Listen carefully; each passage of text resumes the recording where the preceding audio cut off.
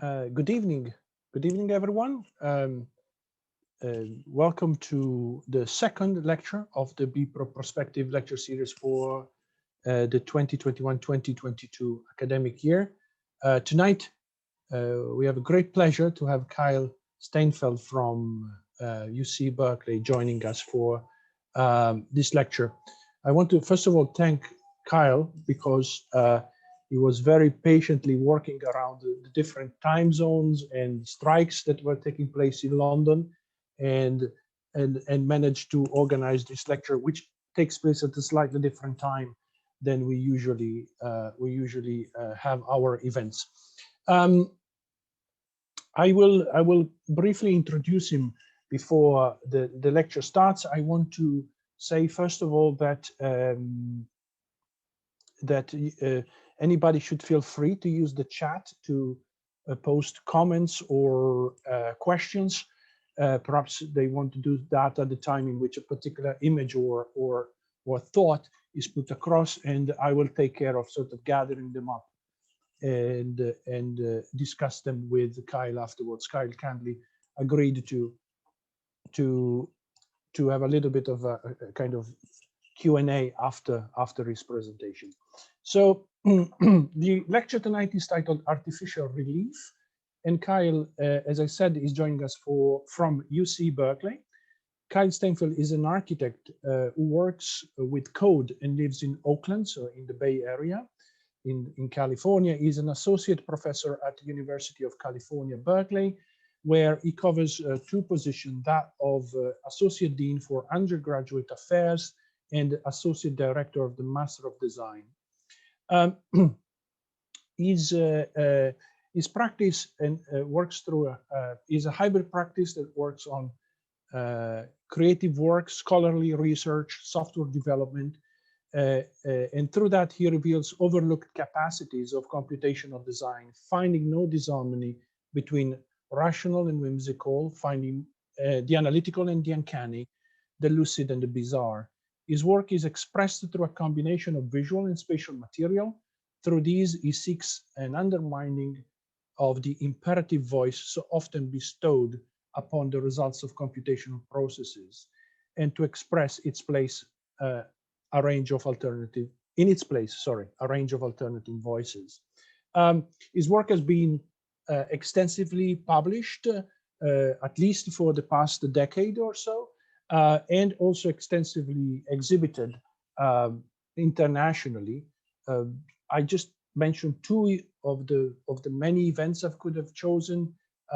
His work was recently exhibited in Paris on a show on artificial intelligence, as well as the 2021 Venice Biennale, which I think will be part of the lecture tonight. And the work that Kyle has developed for the Venice Biennale will be part of the Biennale.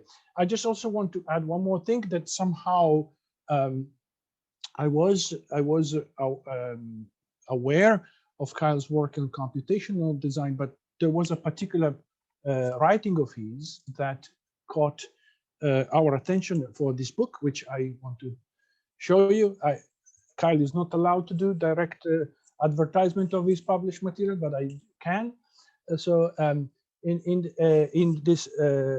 the Routledge Companion to Artificial Intelligence and Architecture, he has a very interesting piece in which he provides a quite, I think, quite cultural, quite articulate, not so technocratic, let's say, approach to machine learning, which I found to be very interesting. Also, the book is very good because it contains a BPRO project on the cover, so it must be a very good book. I don't want to take away any more time from Kyle. Kyle, the floor is yours. Welcome to BPRO, and thank you. Thanks so much. Thanks so much for having me. So I'd like to begin just by thanking everyone, of course, at the Bartlett for hosting me today, and the organizing team of the BPRO Perspectives lecture series, and of course, Roberto, thank you. I'd also just like to extend thanks to the College of Environmental Design, where I teach at UC Berkeley, who've supported me with the projects that I'll show today, and of course my production team here at UC Berkeley. let me see. I'm going to get a little smaller now. I hope this works for everybody. There we go. And I'll get even smaller in a bit. Hi, I'm Kyle. As you've probably deduced by now, I'm one of these sort of computation people, right?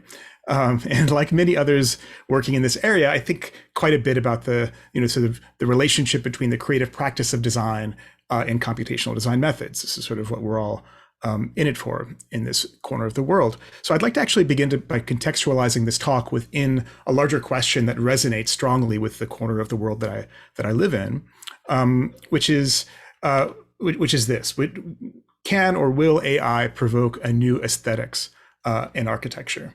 Now, others have speculated on the possible emergence of a kind of architectural aesthetics that will be catalyzed by certain technologies related to AI, machine learning, etc. And implicit in such a project is that we can observe a kind of relationship between certain. I just realized I'm over the top of my words here. Let me go over here. There we go, even smaller. So implicit in this project is that we could discern or observe a relationship between certain actions and culture and certain responses and visual spatial style, in particular in architecture. And I think it's fair to kind of draw a comparison here, right? So just as the sort of machine aesthetic arose in response to something like industrialization, those of us interested in this area in computation, we might speculate on which aesthetic mechanisms are appropriate in our new age, in the age of automation. So in this area, we've heard convincing arguments from across the spectrum for concepts such as, for example, defamiliarization, the uncanny. These are things that might drive a kind of new aesthetics. I'm also motivated by these ideas, and I'm supportive of this sort of larger cultural project. But in this talk, I'd actually like to raise a different issue, although a related one. So the current moment, let's call it the age of automation for now. It's not only a moment of transformation that holds impact on aesthetics, but also introduces changes to the way that design proceeds as a social activity and how the tools of design perform as creative instruments. And so because of this, my question today is not exactly about the emergence of a new aesthetic, but rather an attempt to grapple with something which precedes aesthetics. My question today concerns the affordances of neural networks in creative practice. So to put it plainly, what happens when AI tools become instruments in the hands of creative practitioners? What novel subjectivities might we embrace? What fresh liberties does it engender? And conversely, which of these capacities should we avoid? What are the important domains of action that are denied by this new way of working? So all of these questions sort of revolve around the idea of what I understand to be affordance.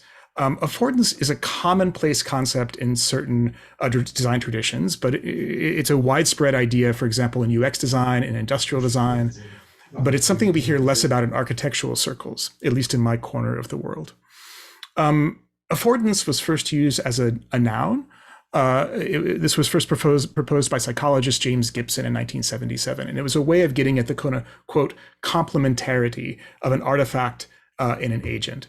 The concept was later refined and adapted specifically for design by someone named Don Norman in 1990, who used this term to sort of describe the relationship between the properties of an object and the capabilities of an agent that determine just how the object could possibly be used. So it's not without precedent to consider the concept of affordance in architecture, but typically it's done in a way that I'm sort of different in the way that I'm thinking about it. So just to be clear, in the past, architects have considered how environments might become or might be reconsidered in terms of the affordances that they offer their inhabitants.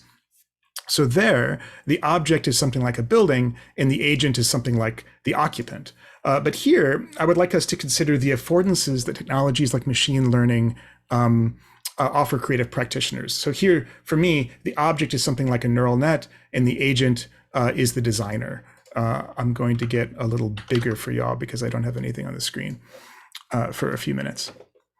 So this framing is appealing to me because it's a sort of a complement to questions of style and aesthetics, but it's slightly adjacent to these ideas, right? So in other words, as things stand, designers have seen and begun to grasp a set of potentially transformative tools and techniques, machine learning, AI, et cetera, right? And to enable the development of a novel aesthetics appropriate to these times, we first have to think about how these tools might become instruments in the hands of creative practitioners. To understand how that happens and what this means, we have to come to grips with the nature of the technology itself, of course, right? We have to understand things like neural networks, and I think we have to understand them beyond the technological and understand them as media. I take this position primarily because I just can't help understand new technologies of design through the lens of every other technology of design that I've encountered as sort of cognitive instruments, as means through which to think, as media, to put it briefly.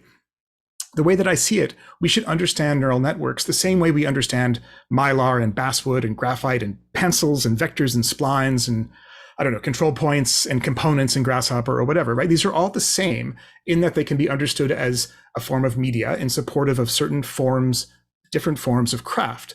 They each support highly individualized practices. They can be integrated into an iterative process with each step informing the next. That's how I understand the design process.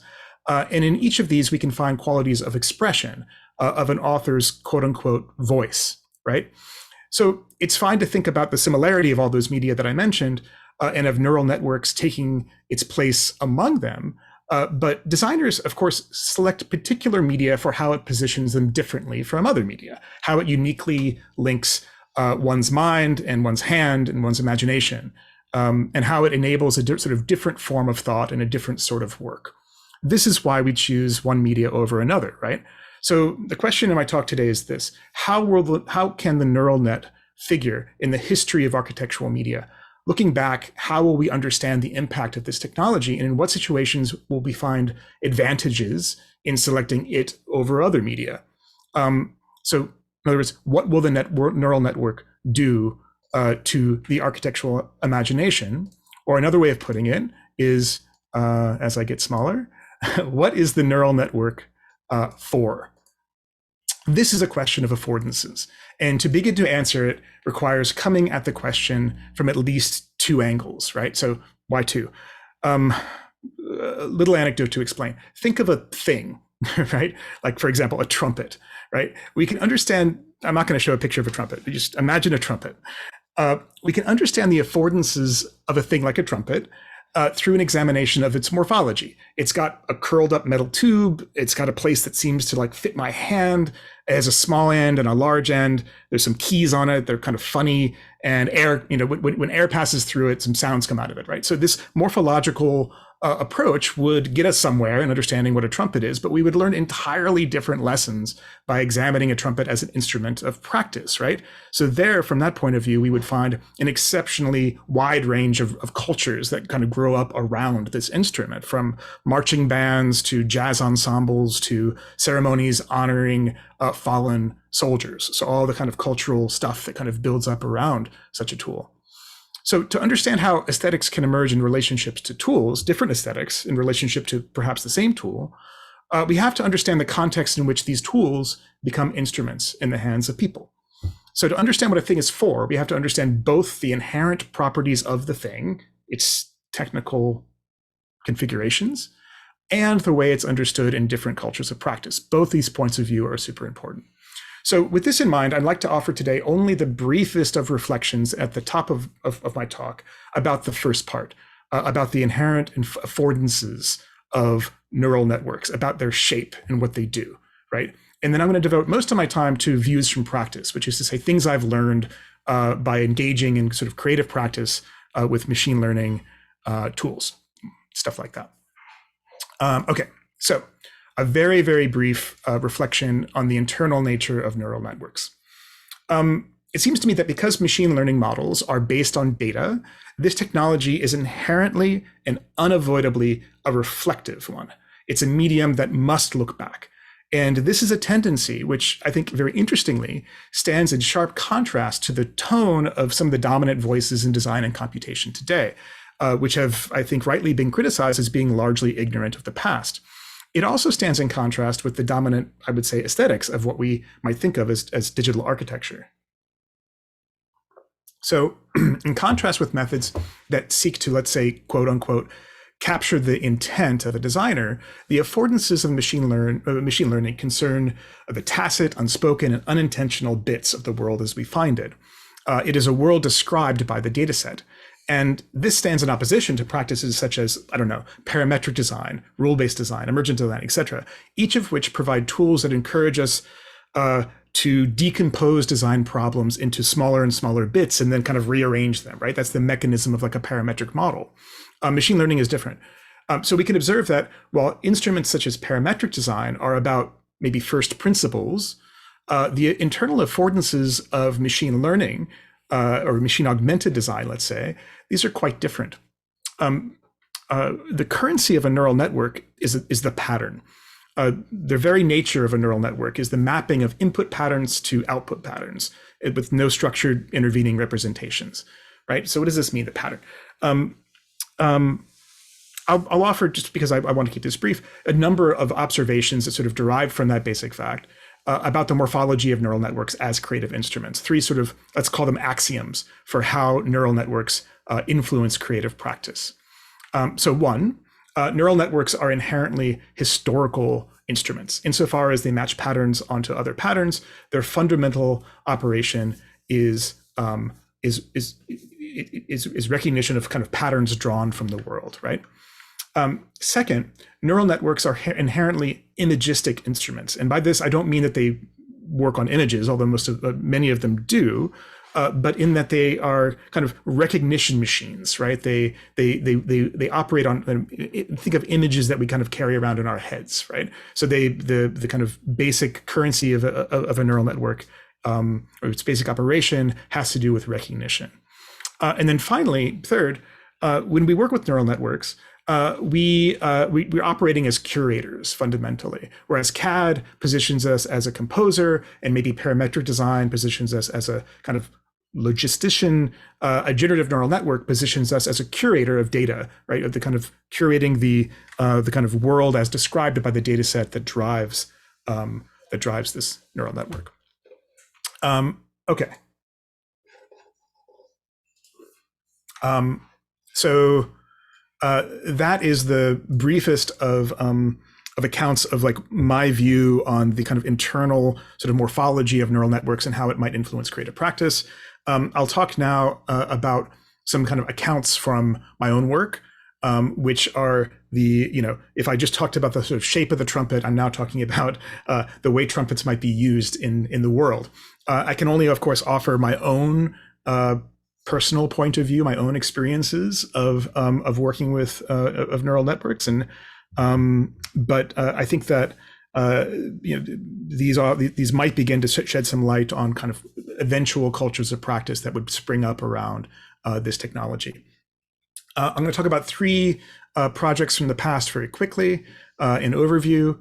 This is the first, Fresh Eyes, and then I'll talk about a fourth project in greater depth at the end. So I'll move rather quickly here. So this first project represents an effort to apply machine learning techniques to generative architectural design. And it was motivated through a workshop offered at Smart Geometry Conference in 2018 in Toronto.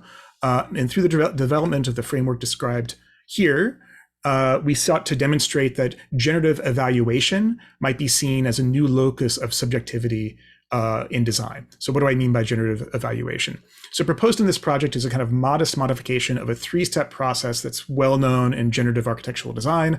It proceeds as generate, evaluate, iterate. That's the kind of traditional thing. And so in place of the typical approaches to the evaluation step, we proposed to employ a machine learning process, a neural network trained to perform image classification in this case. So for example, I'll show an example later of a generative design cycle that seeks to maximally satisfy a neural net trained to recognize various forms of like single family homes, right? So the modified process is different enough from traditional methods as to warrant an adjustment of the terms here. So generate, evaluate, iterate becomes actor, critic, stage. And I'll use these modified terms through the remainder of the presentation. So to make this kind of thing work, an important contribution of the cluster involved the developing of methods for describing architectural forms and spaces as images, and in ways that allow the sort of salient qualities of form and space to be captured by our quote unquote critic. To illustrate how these pieces went together, we see in this animation an actor which is a generative model, and a critic, which is a neural network trained to do classification, coming together on a stage, right, through an optimization. So here, a critic is trained on 3D models that describe different typologies. Actually, I'm on the wrong slide. There we go. 3D models that describe typologies of detached single-family homes: the Cape Cod house, the shotgun house, the dog trot, etc. And the job of the critic is to evaluate the performance of the actor. So the neural network is evaluating the product of the generative routine, right? So in this case, the actor is generating house-like forms, such as the ones we see here, kind of flashing by in this animation. And these two are kind of brought together in an optimization where the actor generates new potential house forms. The forms are scored by the critic in terms of how much they resemble a known type of house. And then the process iterates in a sort of classic optimization. And so here, by modestly adjusting the nature of the evaluation step of the generative design process, we find a way forward from optimizing for quantifiable objectives, which is typical in generative design, to optimizing for more sort of qualitative objectives, such as architectural typology or spatial experience. Just a closing note to say that one unintended byproduct of this work back in 2017, which was what was, as far as I know, the first GAN, the first generative adversarial network that was trained to produce three-dimensional architectural forms. So I'll come back to this in a few minutes. So speaking of GANs, though, I'm going to flash forward 1 year. This second project applies the now ubiquitous GAN to produce synthetic images that were intended to capture, rather, the predominant visual properties of an urban place. So while the last project was sort of generative in nature, this one's actually kind of more analytical. So in this way, the project was intended to kind of illustrate the affordances of neural networks in capturing the tacit, let's say. So what do I mean by capturing the tacit? Well, in this case, I'm referring to a kind of computational approach to documenting what we might understand as a sort of genius loci of a city, which includes those forms and textures and colors and qualities of light that exemplify a particular urban location and that set it apart from similar places. And so to this end, methods were developed for the collection of urban image data, also for the necessary processing and formatting of this data, and for the training of 2 computational statistical models that identify visual patterns distinct to a given site and reproduce those patterns to generate new images. So here we see the mechanisms by which this was accomplished. Let's just say in summary, by somewhat illicitly scraping Google Street View, we extracted a depth map scenographic pair of panoramic images, such as that you see here. And this allows a neural network to be trained on the relationship between spatial information at the bottom and photographic information at the top. And with this relationship in hand, we can draw comparisons and kind of dress up the exact same spatial information, such as what you see on the left, which may or may not have come from a real place. I think the one on the left did not come from a real place, and sort of render that spatial information in the kind of style of different real places. So in the middle, you see an image that spatial information dressed up like Jacksonville, Florida, which is where I was born. And on the right, a second image dressed up of the same spatial information dressed up like Rotterdam in the Netherlands, which I briefly called home for a period of time. Here we see another set of sort of dressings of the same spatial scene, in 3 different sort of ways. So the product of this work is not really a tool for the design of cities, or certainly not the design of building forms, but rather a method for the sort of synthetic imaging of existing places. So it's kind of like photography, it's sort of neurography or something like that. Still, the work could be situated in the context of CAD, as it's suggestive of a sort of new approach to computer assistance, right? So in contrast, for example, with parametric tools that seek to capture the explicit intention of their user, in a parametric model, you have to say exactly what you mean. In applying statistical methods such as this to the production of images that speak to the implicit qualities that constitute a place, this project demonstrates the unique advantage offered by these methods in sort of capturing and expressing what we can understand to be the tacit. Finally, and I'll try to move quickly through this one, is a project called Drawn Together, which was completed in 2020.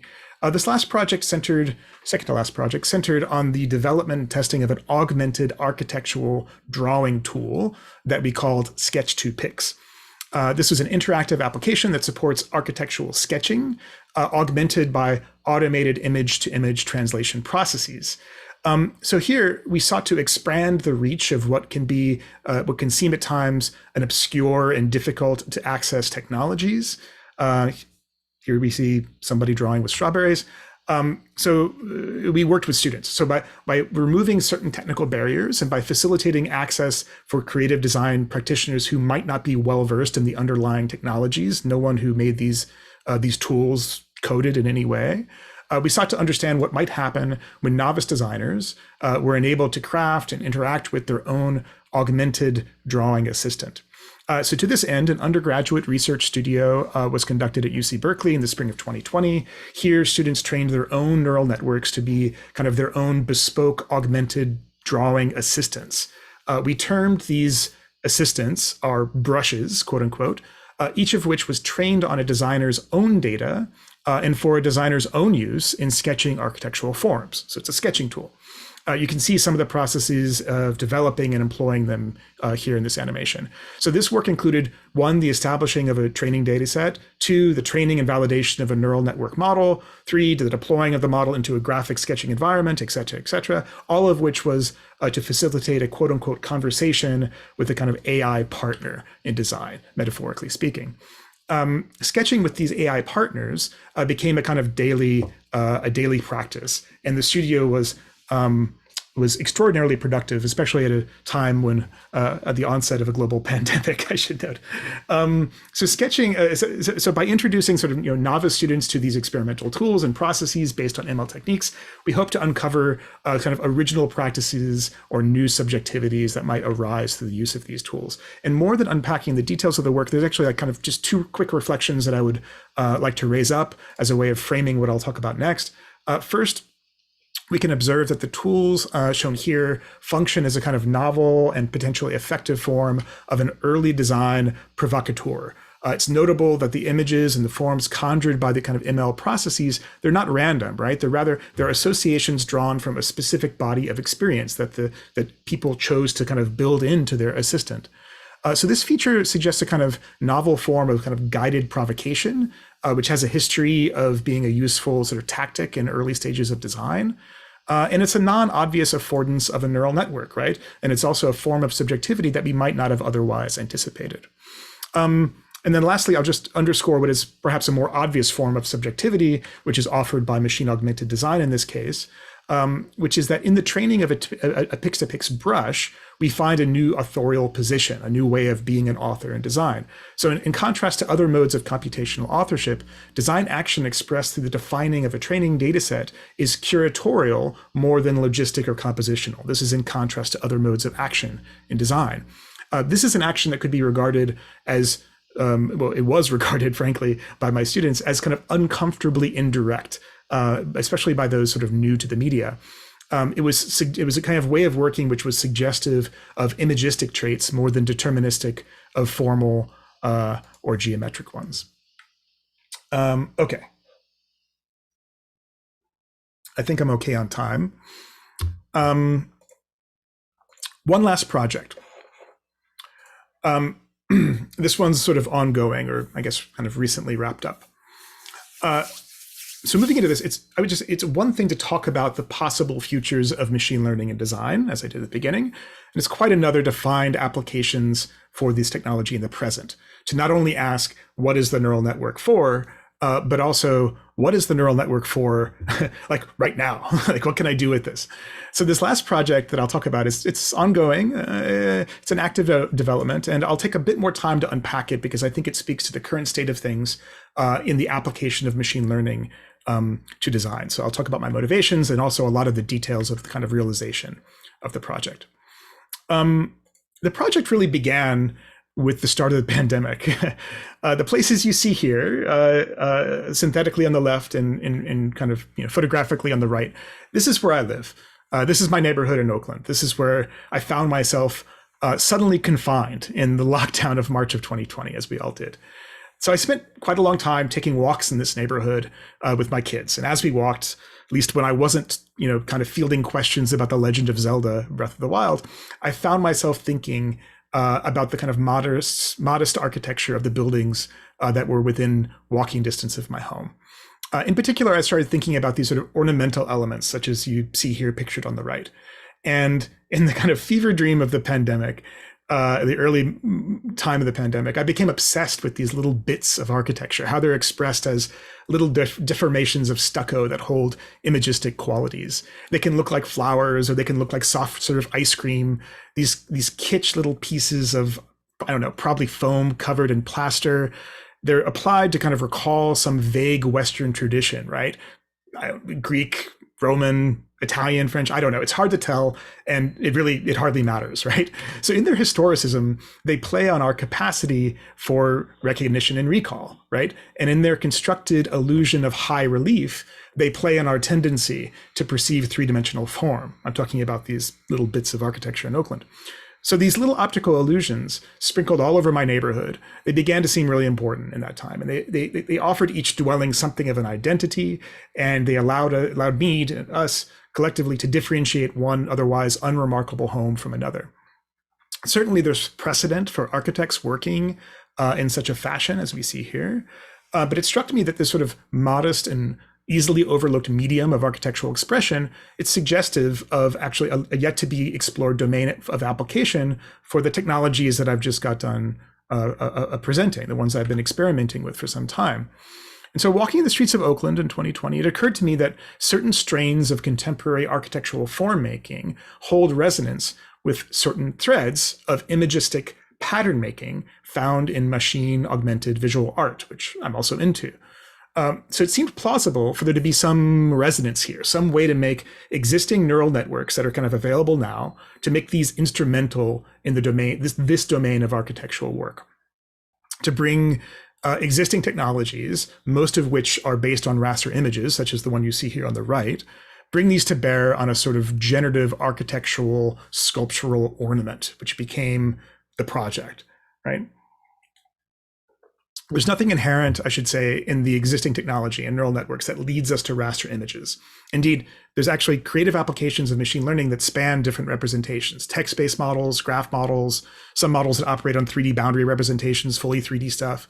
However, it remains true that some of the most well-developed technologies in this space, they grew out of problems in computer vision, and they're built up around raster images. And so a major motivation of this work focused on a question of representation.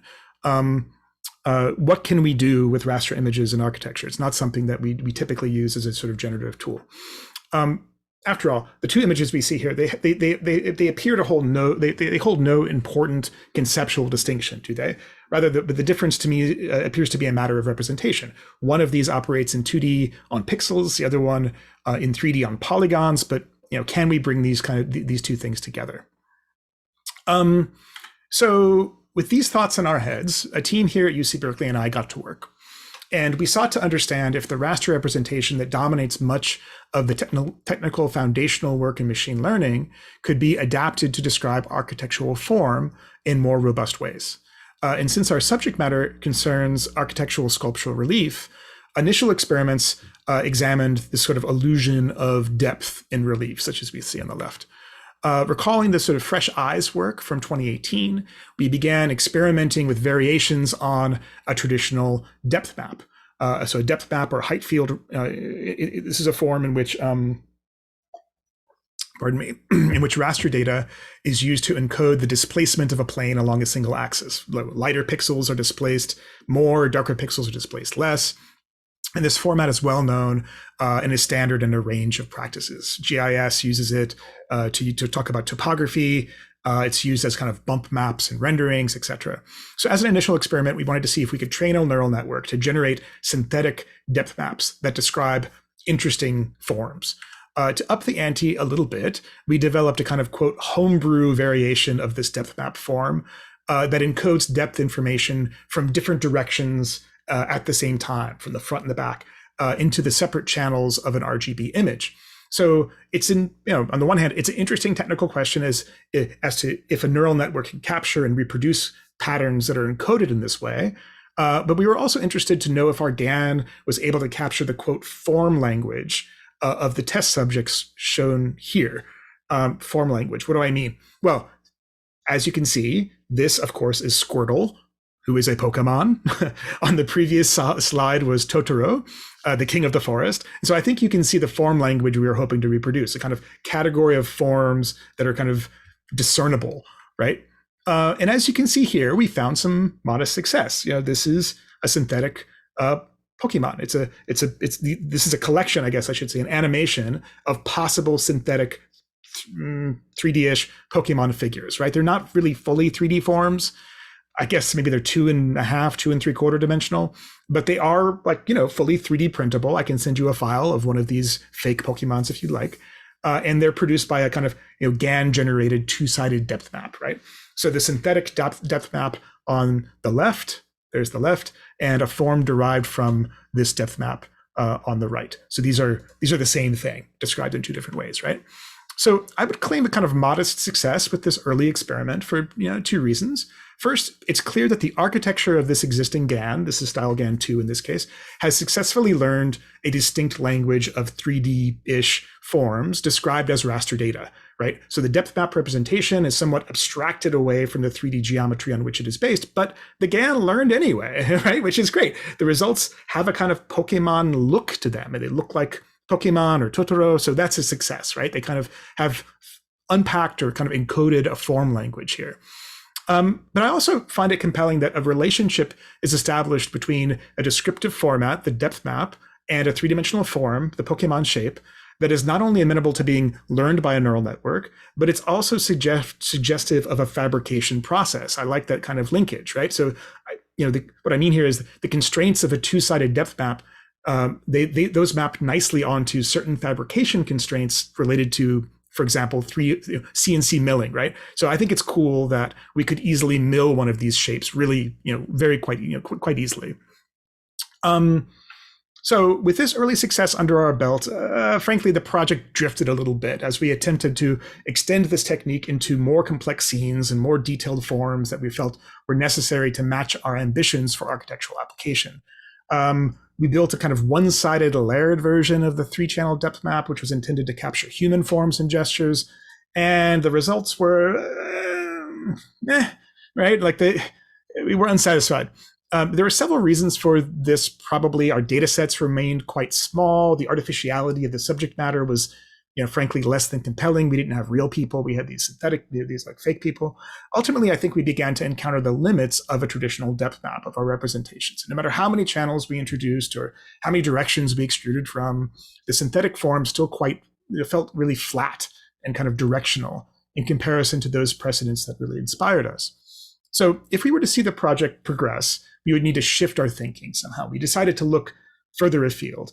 In terms of representation, we looked at raster representations that could more robustly describe the forms that we are after, and this is precisely what we found in this sort of bizarre raster representation drawn from an obscure corner of the world of 3D animation, and this is it, a weird ear.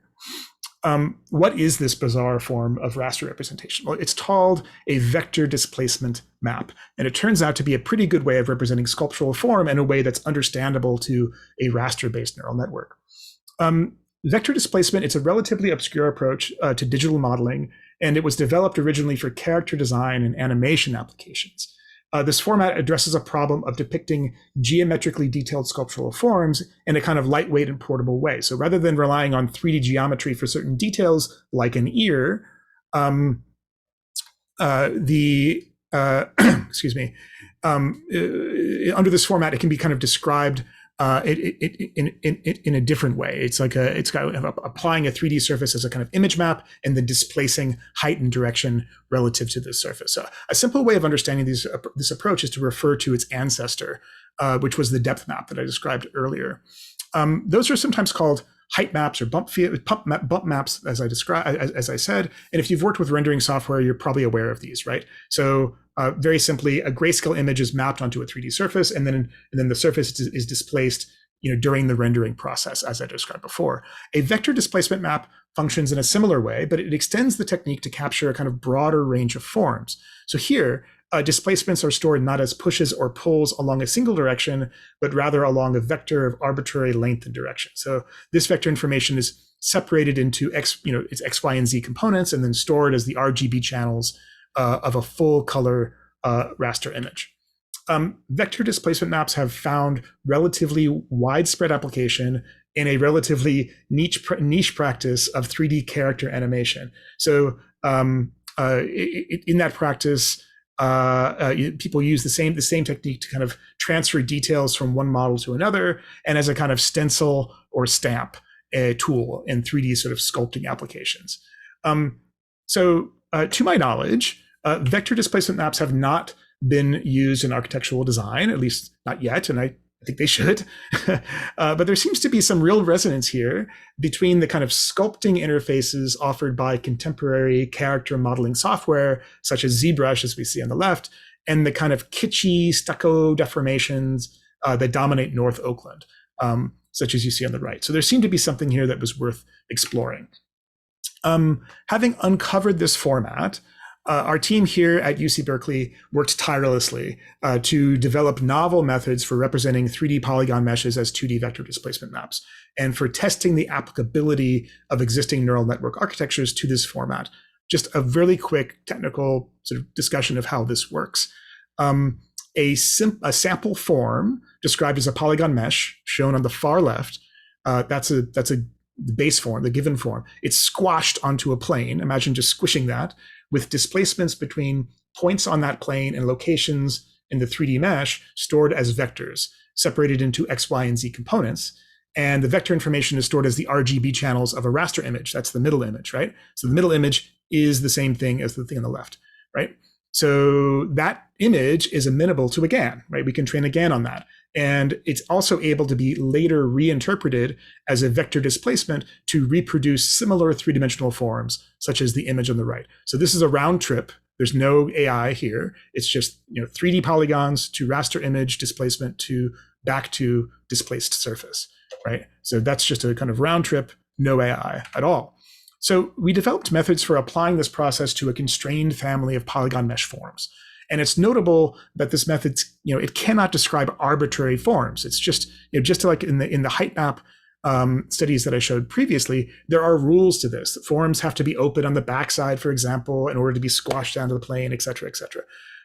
But with this pipeline established, and with a sufficiently large data set of forms in hand, the next question was whether or not a GAN is capable of capturing the quote unquote form language of test subjects like this, described as vector displacements. So can we do for things like this what we did for the Pokemon shapes, right? Can we learn its form language? And the answer is maybe. I don't know. This particular form language of our test subjects, it actually makes drawing definitive conclusions a little bit difficult, but we were encouraged. Why were we encouraged? Well, firstly, we can see that something resembling the Perlin noise surfaces that were our sort of training data set, we can kind of see that in these synthetic forms. So once again, on the right is a vector displacement map generated by a GAN, and on the left is a interpretation of that map as a three-dimensional form, right? So why was this successful? Well, the results have a certain look to them, right? They don't look like Pokemon, they look like bumpy fields, but that was the training material, so okay, success. Second, we kind of felt a small amount of pride to be able to claim that we had made, as far as we know, the world's first GAN-generated form described as a vector displacement. This is no great feat in and of itself, but perhaps holds some application to those communities that already use these kinds of maps. But we had plans for more architectural applications. Before moving on to that more architectural application, a quick summary of the novel pipeline that we developed kind of in-house. Given a sample form, that's one, a fragment, that's two, is selected and then squashed onto a plane with displacements between points on the plane and locations in the 3D mesh stored as vectors and encoded into RGB channels, that's three, of a raster image, that's four. And that's a format that's amenable to a GAN and also is able to be later reinterpreted as a vector displacement map, that's five, in order to reproduce similar three-dimensional sculptural forms, That's 6. So here's a whole sort of round trip from 3D to 2D back to 3D, no GAN involved, but able to be slipped in. So these synthetic sculptural forms, they can be combined and aggregated in various ways that are suitable, that are interesting and suitable for fabrication, and that's exactly what we did. So all of that was a pretty technical account. What does it all mean? So the vector displacement pipeline that I just described, it's not only valuable insofar as it opens up new subjectivities in design practice, rather like that's its value, right? It is valuable insofar as it opens up new subjectivities in design practice. So how do we know that it does that?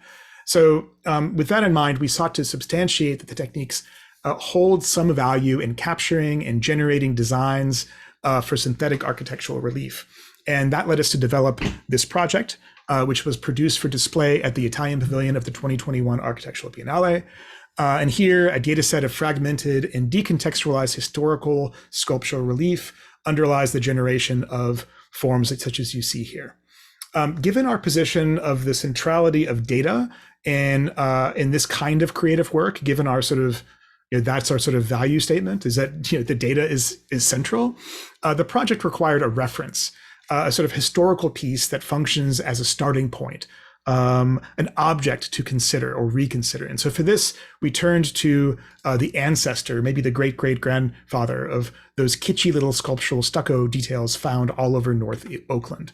And we began by drawing sculptural samples from antiquity quite broadly before considering a specific piece in particular, which is shown here, called the Pergamon altar. This is a Greek construction originating in modern-day Turkey, and it was disassembled in the late 19th century and then reassembled in the early 20th century in a Berlin museum, which is where it now rests. So the project operates in a manner that sort of mimics the fate of the Pergamon, right? It begins with a disassembly of selected sculptural forms into fragments that can be described as deformations of a flat sheet, as I described above. So where other ML processes often struggle to describe three-dimensional form, our vector displacement maps are comprehensible to the machine. And they serve to train a neural network to understand the form language of our selected source material. So just as we trained again on Pokemon shapes, or the form language of Pokemon and Totoro, or Perlin noise surfaces, here we're training one on the kind of form language of sculptural relief from antiquity. So in comparison to the training data sets that I showed earlier, especially those generated from mathematical formula, the form language of these real world sculptural forms that the project required appeared to be more difficult for our neural network to learn. So even after 48 hours of training, results remained pretty unsatisfactory. But as this training was happening, which took some time, as our network was sort of busy learning, our team turned its attention to questions about how we might use it, which is actually quite a different matter. It turns out that the unique method for describing form, the raster image, carried with it some unique opportunities. So like any other raster data, vector displacement maps can be manipulated and combined using standard image editing methods. Suddenly we had the world of Photoshop to work with when it came to composing and kind of aggregating these kinds of forms. So we took these opportunities to combine, to aggregate, and merge forms in different ways. I should note that this is not a synthetic GAN-generated form. These are samples from our data set. And this is because our model was not quite done learning yet at this point. So it's also shown here are combinations of samples from our data set. These are not GAN-generated forms, but this is us trying to understand how things might be combined in this new media. But it was around this time that our neural network began to produce some more recognizable results, such as the synthetic form on the right above my head and then over my shoulder, a corresponding vector displacement map. This allowed us to apply some of the combinatorial strategies seen in the previous slide. So here on the left, we see one such application. Two distinct forms are shown, each related to a distinct latent walk. So here, recognizable features and symmetries appear, only to be quickly disrupted as these twins sort of slide apart and then merge into each other. So while at the same time, the team began to think about how to bring these synthetic forms into the world, which is, I promised, the last part of my talk. And we considered a variety of options for physical fabrication. Given the sort of classical subject matter, a bronze casting seemed appropriate as a possibility, and we began focusing on processes for translating synthetic displacement maps into forms that were more amenable to the fabrication processes that we had in mind. Here's how that worked.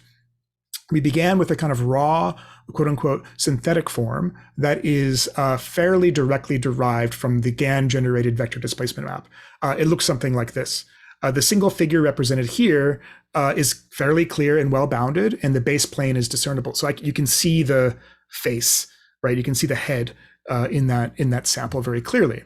Because we hoped to break up the reading of a single latent space sample, we didn't want just a bunch of heads.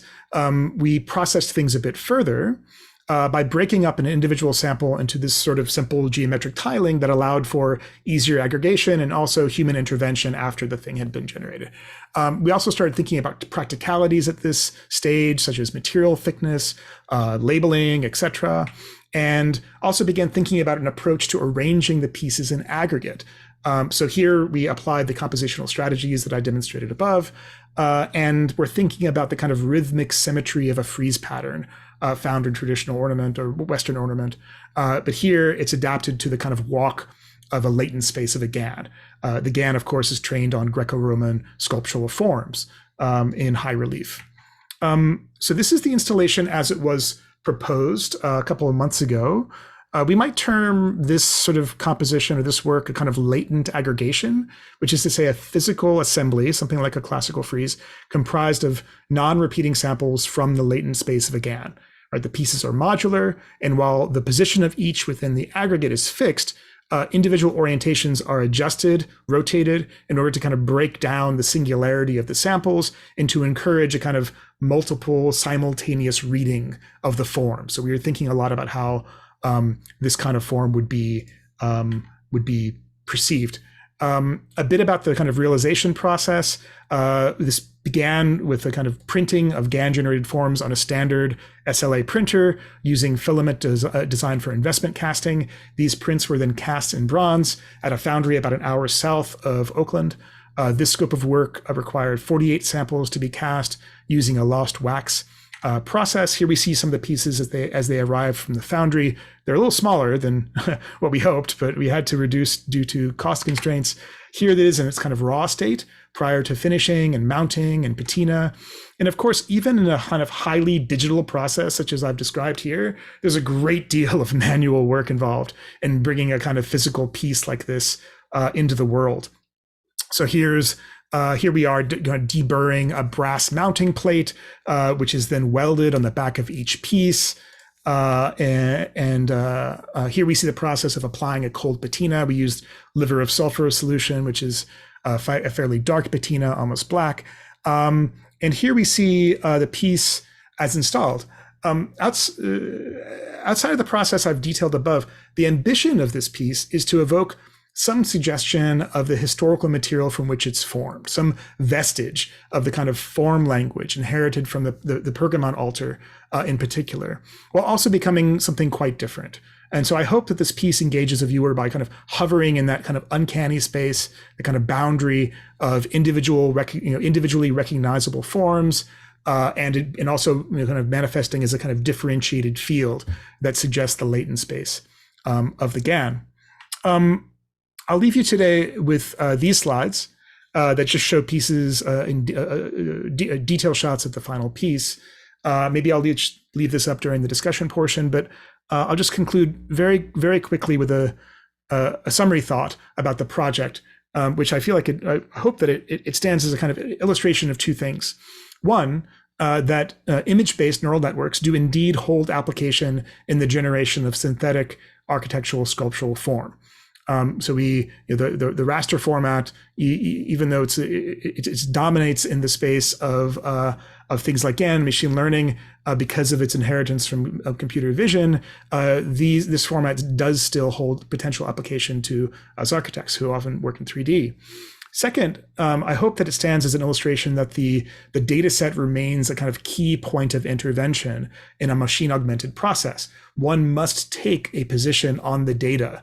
It's a critical kind of central mechanism of this new medium. So I think I'll just conclude there, and once again offer my sincere thanks, and I would love to open things up for some questions. Fantastic. Thank you. Thank you very much, Kyle, for your presentation, which was you covered. You managed in a relatively short amount of time to cover a great spectrum, you know, from the more, let's say, conceptual to the media, and take us through quite a number of projects that you have completed. So thank you very much. I mean, it's very, of course, as you just pointed out right now in wrapping up your lecture, it's quite interesting to see that your work doesn't shy away from something that architects seem to have a certain degree of nervousness about, which is the fact that these techniques do come from computer vision and therefore force us to work with pixel-based images, which is not our natural media for spatial representation. So you seem to actually be able not only to thrive with that, but actually to flip it, no? To just actually show that this is not necessarily a constraint at all. In fact, it's an opportunity. Before, I'm sure there are plenty of questions coming from, let's say, the audience, but perhaps I can, as they warm up, I can sort of perhaps just ask you a question about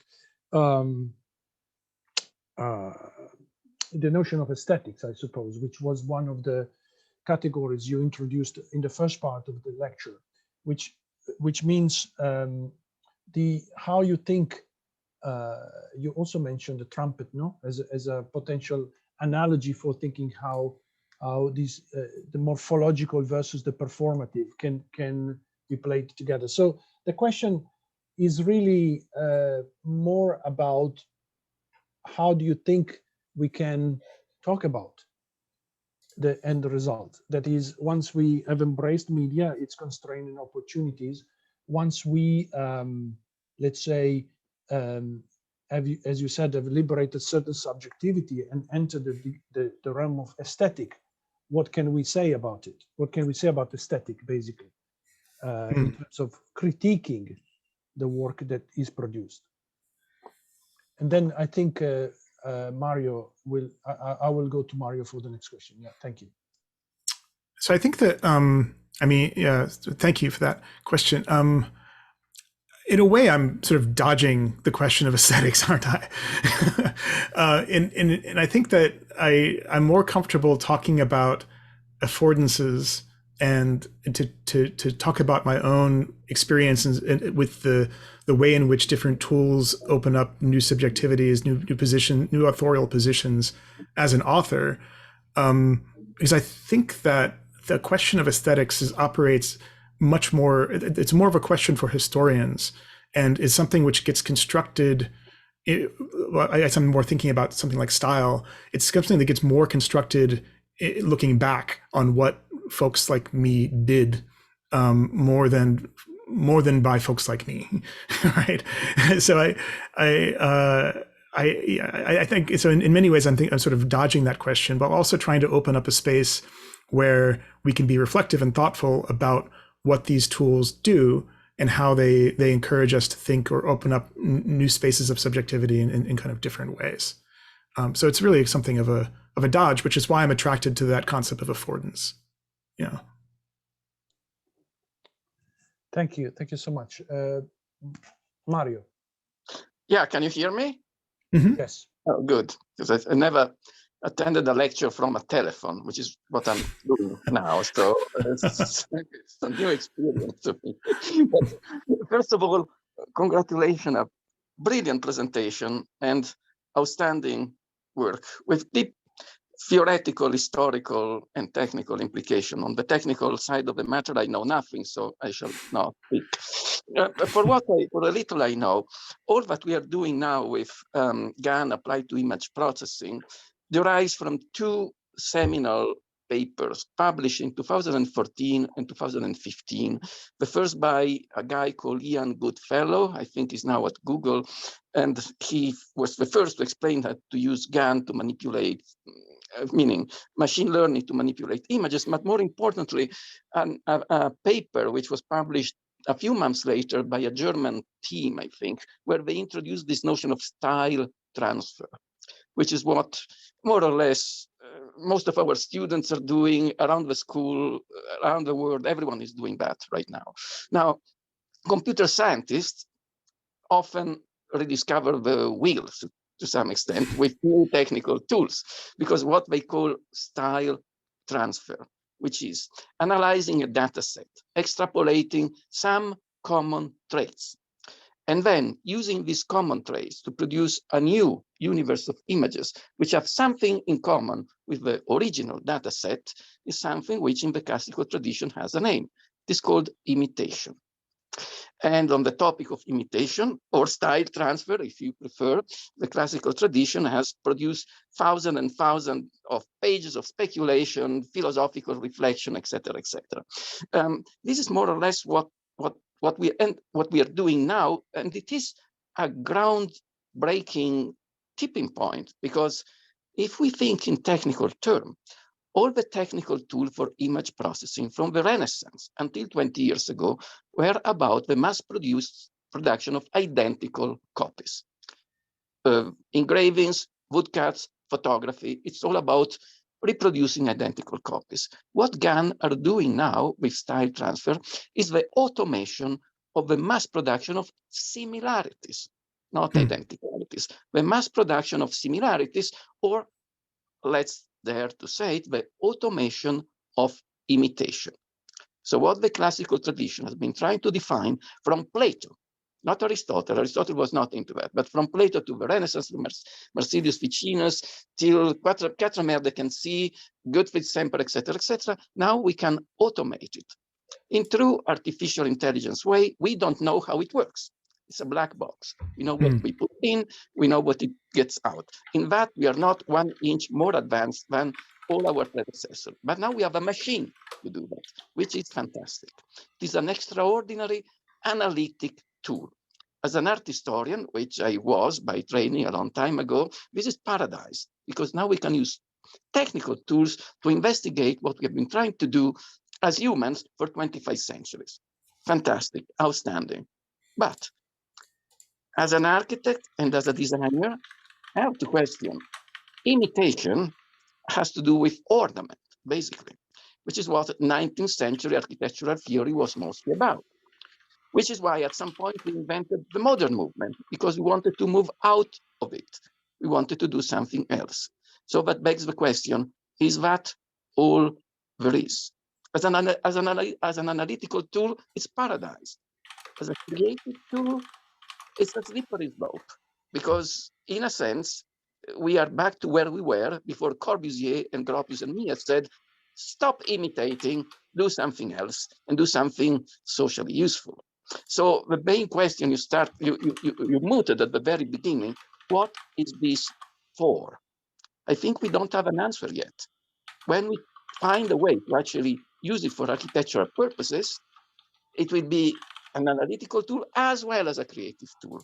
For the time being, we are halfway.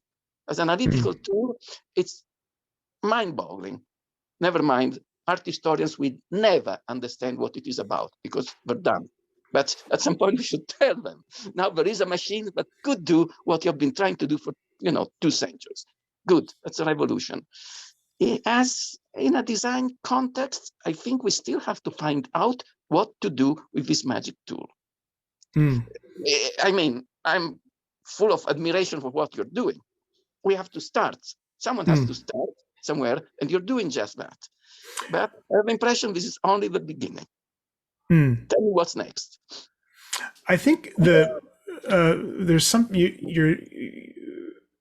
the imitation is bigger than that, and I think you were right in observing that that machine learning fundamentally has to do with imitation.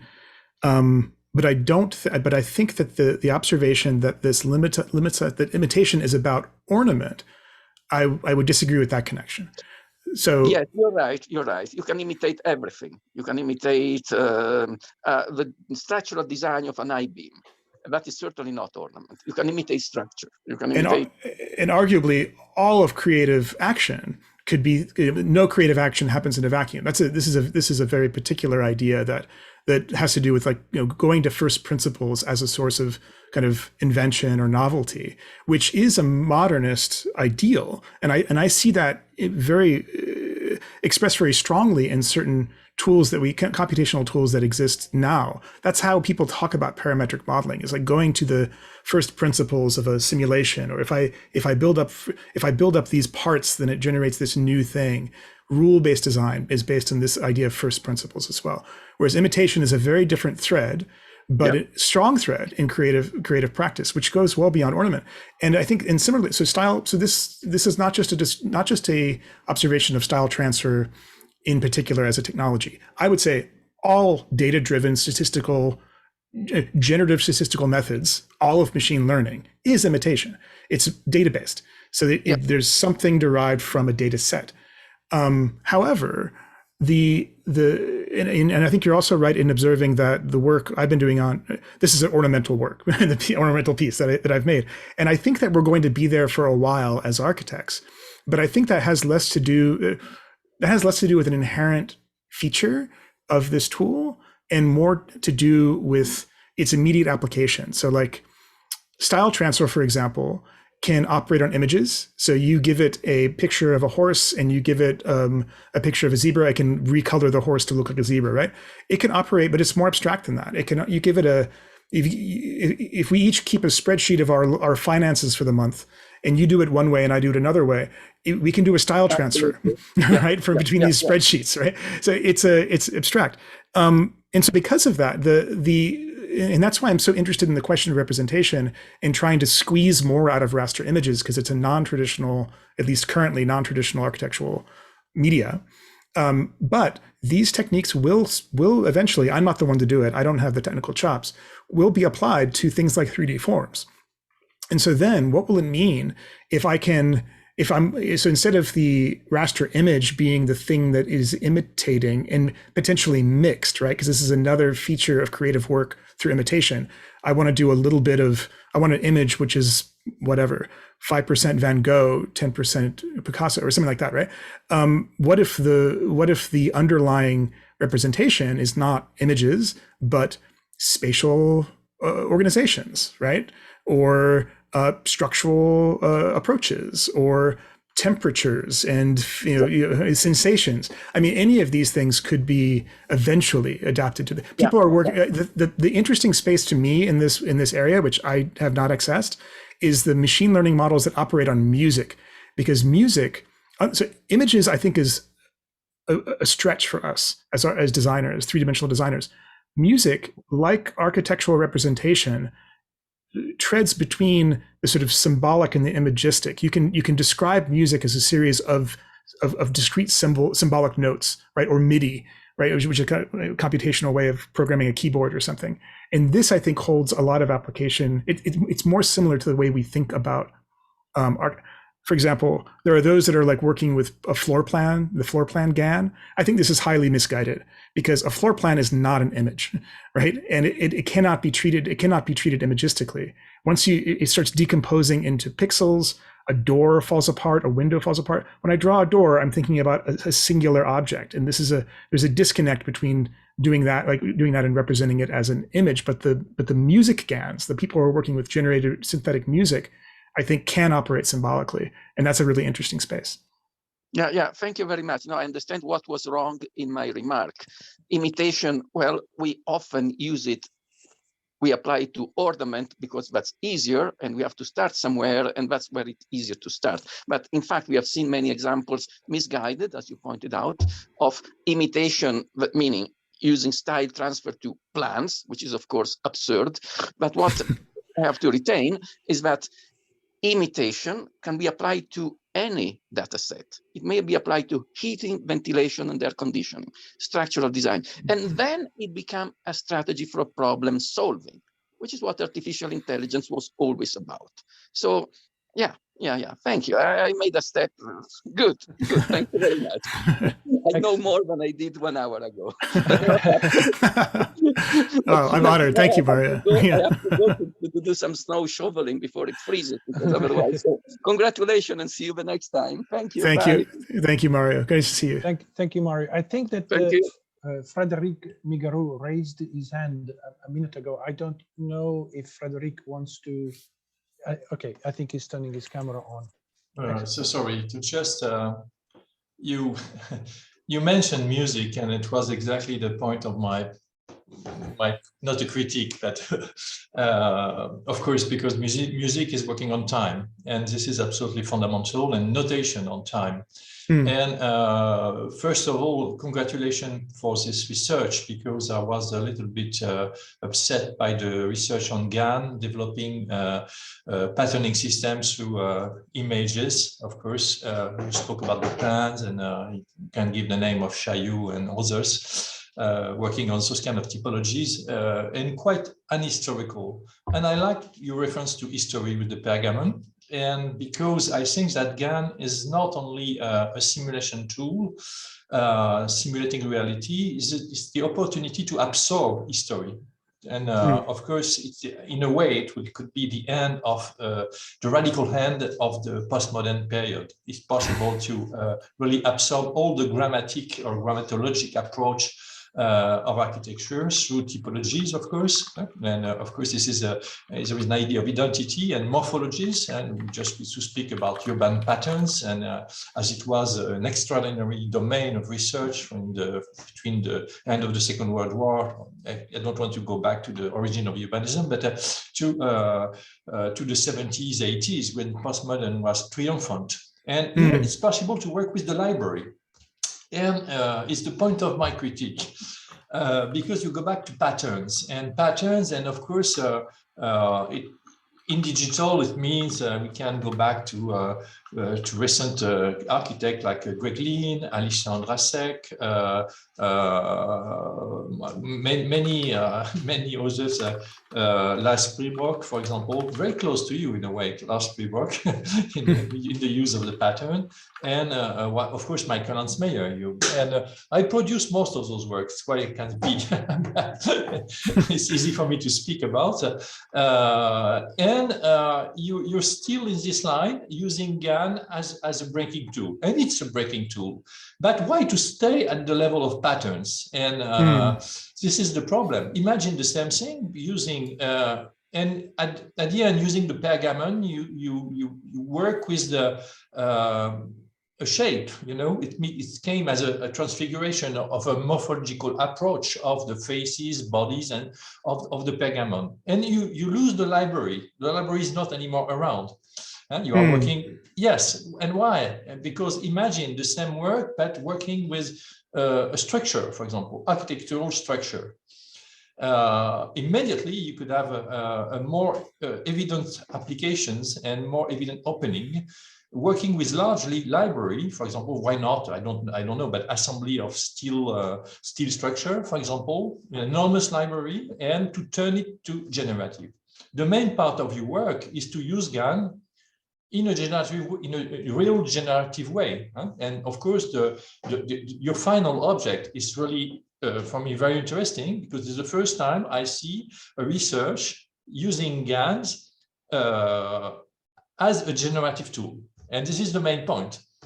And of course, you open the door, but imagine what it could be if you leave the morphological aspect, patterning of the patterns, and of course, if you work more on the structure, more on different elements, and you could work with a different level or different structural approach of GAN on the different elements of architecture, materials, structures, assembly, geometry, resistance of structure. GAN could be used everywhere. It could be a kind of tools to exhaust beam, to exhaust to exhaust BIM. BIM deserves to be exhausted, yes. Yeah, to exhaust the catalogs of the geometrical catalogs of BIM. And in this way, I think I find in your work, the first brick, to speak pictorially, the first step to use GAN in a generative way. And of course, I'm very interested by this research. Thank you for the thought and the critique. I think a couple of responses are the connection with music and the idea of interrupting BIM. I forgot the term, but the parts of the building, structural, material, etc., become the substance or the language of the GAN. That's hugely interesting. It's a very big project. And it's more than I can do on my own in my Oakland studio, but I think is going to be one of the long held impacts that will, I think, that of technologies such as this.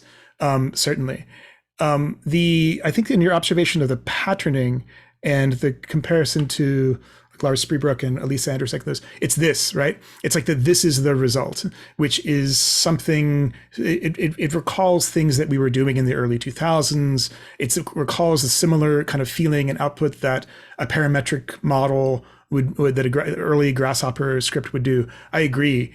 So like why are we applying this tool in the service of kind of doing that thing again, maybe a bit differently? I feel that. I think that another interesting space for this, which is perhaps easier to overlook, is this kind of place where, sorry, I had to move out of the way. This is the studio that I showed where we developed sketching tools.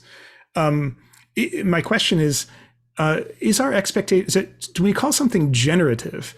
Is it necessarily that we mean that something is coming at are we talking about the position of the tool relative to the process? Does a tool that comes towards the end of the design process receives some influence of the designer, let's say, and then generates some output that is kind of actionable, like the buildable, right?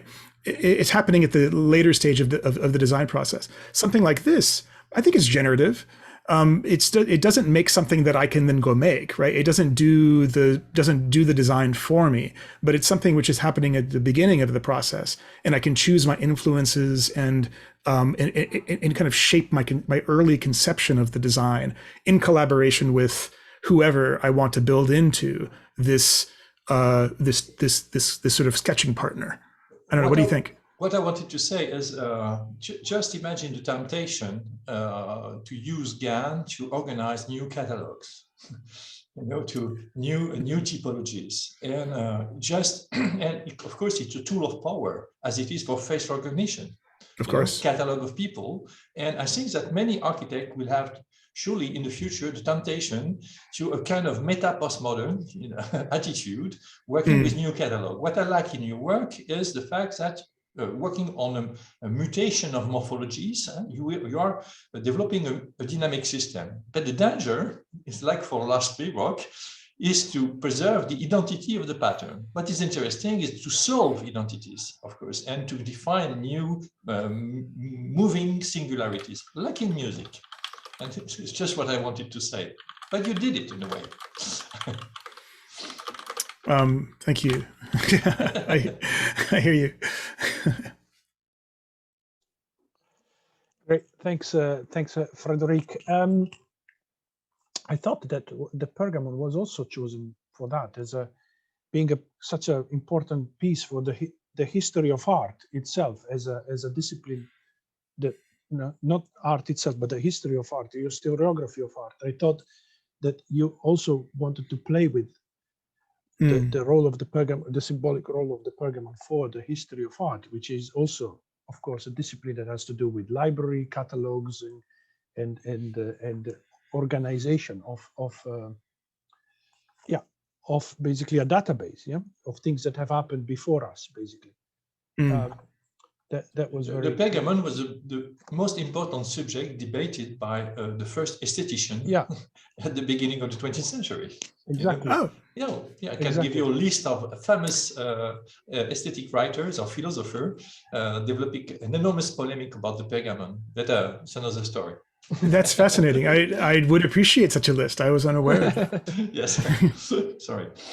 Yes, exactly. So anyway, I thought it was also, and of course, you didn't state it overtly, but I think it can be read along those lines too. You know, as also you made a quite important, and of course you made a very important point about it's all in the database, right? That those are the bounds of the universe you can play with. And the Pergamon, of course, has an important role that way too in the history of art and aesthetics. I think it's interesting. I personally I developed out of I graduated in the early aughts, and I came up into computational design and that moment of sort of parametric rule-based design, etc. And of course, my professional trajectory was formed by that. I find this moment challenging and interesting because it reconfigures the sort of allies that folks like me require in order to do this kind of work. So with parametric modeling, rule-based design, et cetera, generative design, the connections, the allyships were with, of course, computer scientists, but also folks like structural engineers or people who could account for the kind of performance of things, because it was fundamentally about kind of optimization. It was kind of built in, like, into the DNA of that work, understanding those first principles. And with this work, now that in this media in which the database is so prominently featured, so important, we need entirely different allies, and I think that that's fascinating for what that's going to mean for our discipline. So I don't know the history of the Pergamon, but I use it, right? And so I think there's new allyships that could be formed with historians, with people who understand data from a cultural point of view as a cultural artifact, with anthropologists, understand how people use these things. I think it's a sharp turn for my home discipline of computational design, and I think it's much needed. I can't resist to give you the reference. It's Alois Riegel. I'm sorry. No, could you spell that for me? I apologize. Alois Riegel, and is the first philosopher who wrote about the notion of pattern, beginning of the 20th century, through different culture, and he tried to find a source of the Baroque in the Pergamon. Yes, in a famous text, but it's very interesting. Yeah, but it's just in parentheses. Thank you so much. Okay. Yeah.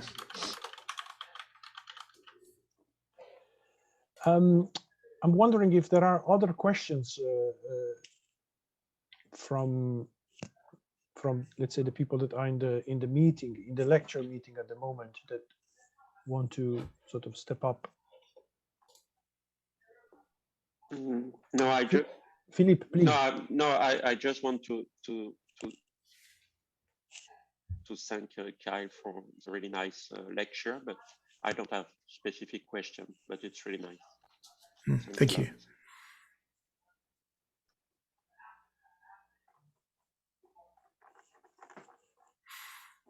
There is a question in the chat about the scale of application of neural networks, but I think that I don't know if you want to add something, but we did speak about the abstract nature of these algorithms that don't come necessarily with a scale tag attached to them. I don't know though. The question ultimately is for you, Kyle. So if you want to say something, Phil. Yeah, so it's not something I have direct experience with. So neural networks applied to larger scenarios such as urban design. It's not something I have direct experience with. I know that there are quite a few people working in that area. I feel the application of the position is quite different. Often I've seen it. I've seen these techniques stand in for certain sorts of simulations, and or looking to account for qualities which are difficult to simulate using traditional methods. And I think that the criteria of understanding it, the opportunities and the potential hazards are quite different than the way that I use it as a creative prompt. For me, like there's no problem, for example, of bias when I use a neural network, it's kind of intentionally biased. When I make a GAN that makes Pokemons and it only makes Pokemons, well, that's what I wanted it to do. So that's the bias towards Pokemon is good in that way, or intentional. Whereas if you're looking to make a prediction or understand something about the way an urban place will behave or be, then that's an externality to the design process and carries with it its own set of issues. And it's something one should approach very carefully. Not to say that the work is at all invalid. I think it's valid, but it has just a very different position. It's not really it's not presented as a kind of creative prompt in that case.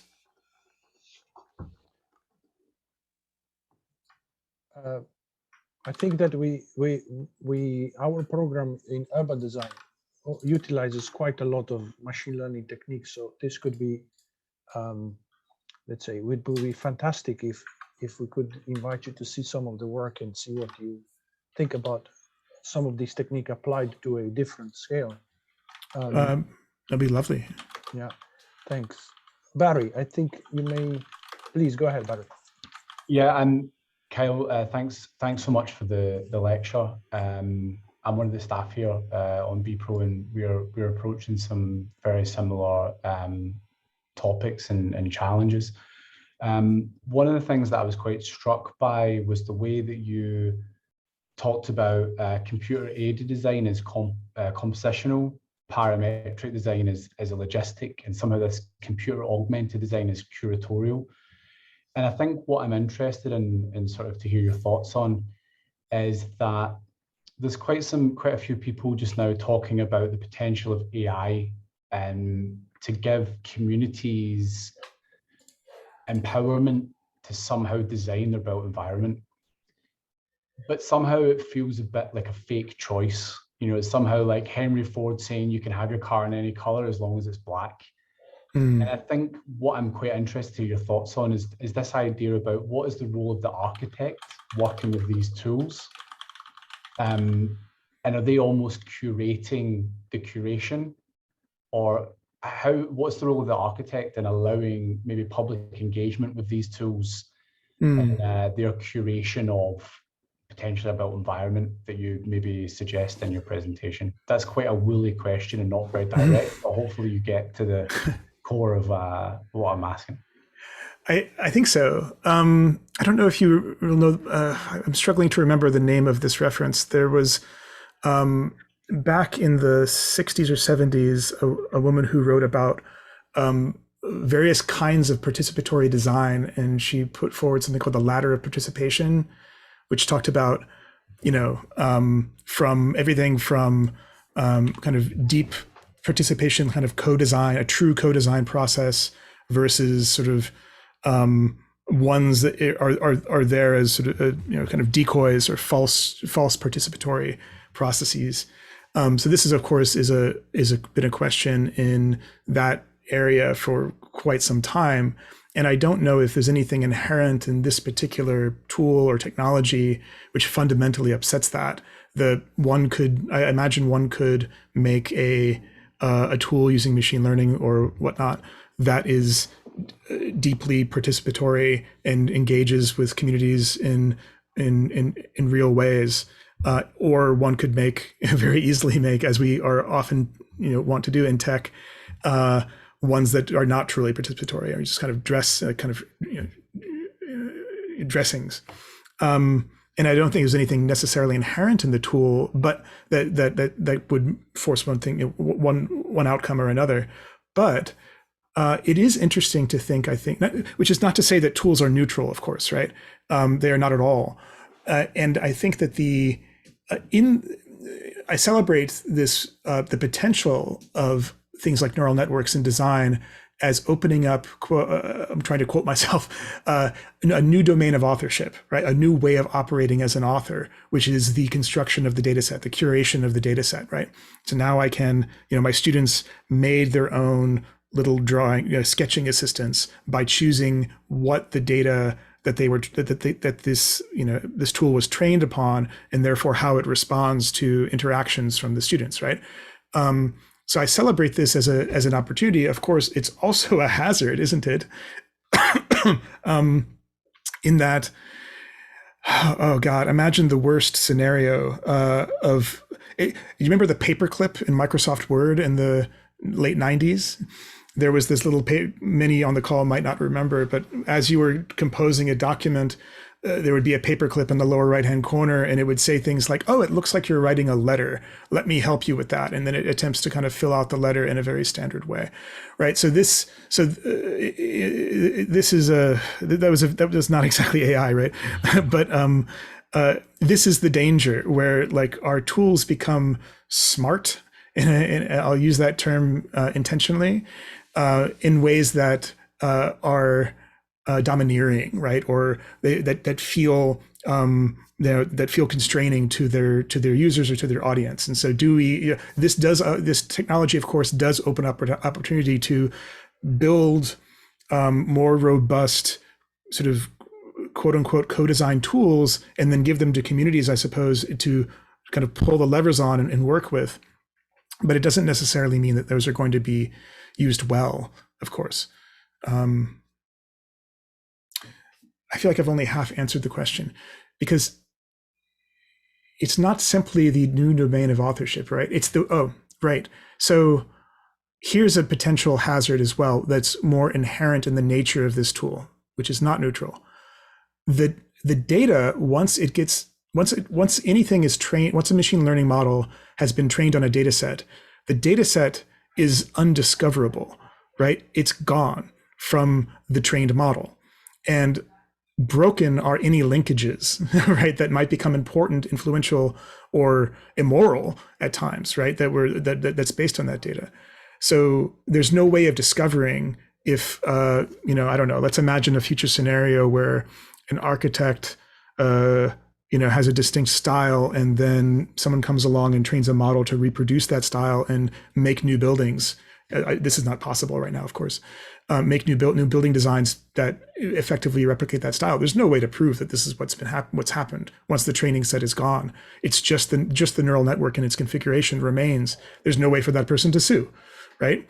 So there's no way to know if you, as an author, have contributed to the training of some neural network. It's just out in the world, has been trained on you, and you have no way of knowing.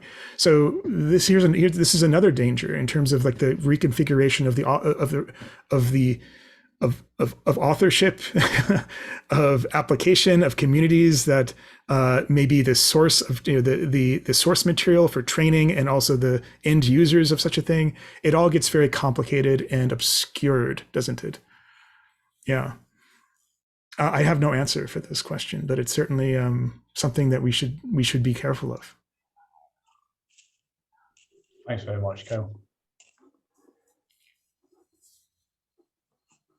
I don't know if there are other questions that people want to ask.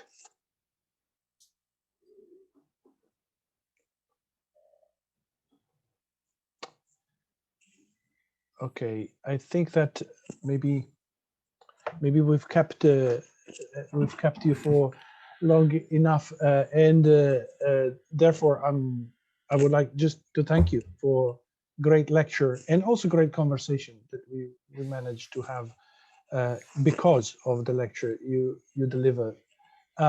So thank you very much, Karen. And I'm sure we'll try to invite you in one way or another, physically or not, to some of the presentations of BPro to perhaps look at also what we produce. I also want to say that this is the last lecture for this term, but the lecture series does not end, of course. So to all students and staff, keep an eye out for the new dates for next term, when we will continue mostly dedicating the lecture series to theoreticians and practitioners that work with neural networks, or let's say AI, to give it the broadest label we can use at the moment. But yeah, again, thank you very much, Kyle. Thank you, and thanks to everyone who attended. I know it's quite late there, so I appreciate people sticking around, and it was a real pleasure. Thank you. Cheers. Thank you. Bye, everyone. Thanks a lot. Bye-bye.